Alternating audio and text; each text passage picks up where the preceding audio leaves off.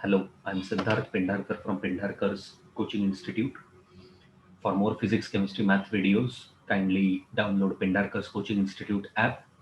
You will find more videos on physics, chemistry, math in the Performance Booster Pack 1 and also in other chapter-wise courses in the store on Pendarkar's Coaching Institute app.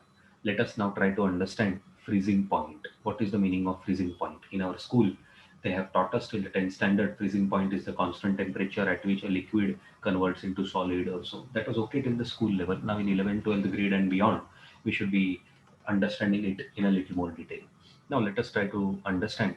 Let us see this scenario where here I have taken water in a closed vessel. This is water at 298 Kelvin or 25 degrees Celsius, say room temperature. And just for theoretical discussion purpose, hypothetical value, it is exerting some pressure. It is forming some vapors. Naturally, water vapors will rise. After some time, an equilibrium will be established where rate of rising of vapors, rate of vaporization equal to rate of condensation of these vapors back into the liquid. At equilibrium, these vapors will be colliding with the walls of the container and also with the lid, and they will exert some pressure, force per unit area. So pressure exerted by these vapors at equilibrium is called vapor pressure of that water at that temperature. Let's, for theoretical discussion purpose, let's take it as zero point 0.3 atmosphere at 298 Kelvin. Let's consider a separate scenario. Here again, there is a closed vessel fit with a lid, and there are some ice cubes. Ice will also exert vapors. Do not misbelieve, do not wrongly believe that steam or water vapor is existing only above 100 degrees Celsius. It is not so.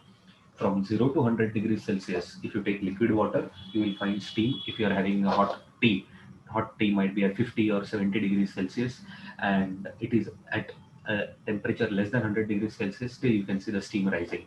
And if you open your deep freezer of your refrigerator, you will see some ice cubes, ice tray, and you will see water vapor above it.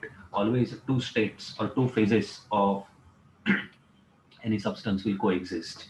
So at a temperature below 0 degrees Celsius in your deep freezer, solid water, which is ice, and water vapor will coexist. So this ice is there, it is also exerting some vapors, and these vapors are also coming back into ice. So an equilibrium is established, and let us imagine at 0 degrees Celsius, 273 Kelvin, the vapor pressure exerted by this ice is zero point 0.1 atmosphere. This is just a theoretical value just for our discussion purpose. Now I take this water at 25 degrees Celsius, I go on cooling it. Cooling means I withdraw heat.